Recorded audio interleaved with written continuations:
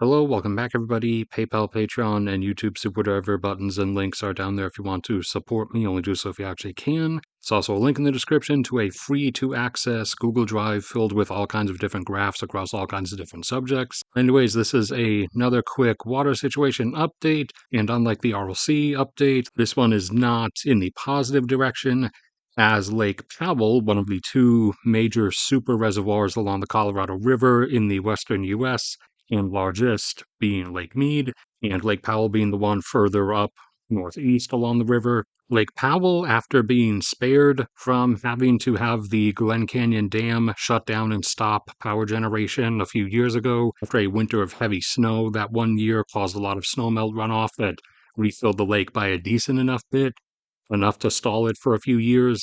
Well, it's run through that buildup now and is getting down close to the point of probably looking at a potential shutdown of power generation again. And keep in mind, these water levels are measured in elevation feet in the U.S. lake system, which measures things by the height or altitude of the surface of the lake above sea level, not the depth of the lake. And also keep in mind, these reservoirs are essentially flooded canyons. They get narrower and narrower the further down you go. It's not a perfectly rectangular swimming pool, so each foot of water you go down by has volumetrically in water volume less water in that foot of water level than the foot above it did. Lake Powell, if full, would have been back up at 3,700 elevation feet, and previously it had gotten all the way down a couple years ago to under 3,520, which was close to the shutoff threshold. But after that massive snowmelt runoff year, it jumped back up close to 3,600. And since then, though, has declined all the way back down now as of this moment, most likely at around 3,533, which has it down in water volume down to only about 25% of the total water that it once held or could hold. So even though in water level it's only down by around 1/3, that upper 1/3 of water level that is gone contained about 3/4 of the actual total water itself. Now, for the critical water levels that were mentioned, 3,490 feet. Even before reaching that level, the dam would already start having issues generating power.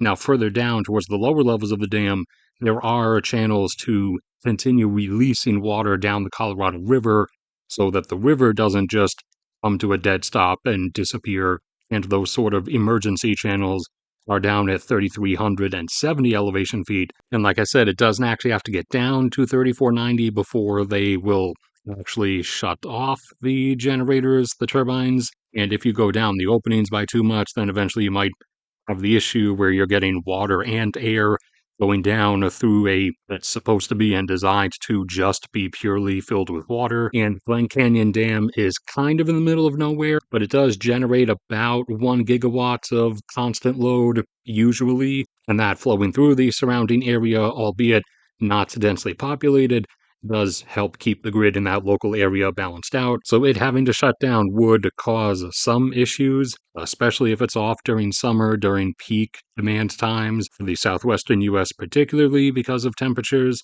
And should it ever actually fall down to or below the 3,370 line, then that would disrupt the flow of the Colorado River itself, which would force Lake Mead, the reservoir further down the river, to release extra water more than it already does, and it has its own problems, to try to keep the Colorado River flowing decently enough for as long as it can, to make sure the water level stays high enough on the river further downstream so that the Colorado River Aqueduct, that pipeline system from California that sucks water out of the Colorado River along the Arizona border, can continue sucking out water and shipping it over to and throughout California. But we'll see how it goes when and if we reach that point. Now down to 3,533 elevation feet roughly, or down to 25% of water volume, and is still dropping and is still on the path, the part of the year where it normally would continue going down. Well, that's it for this one. Thank you everybody for sticking around and listening.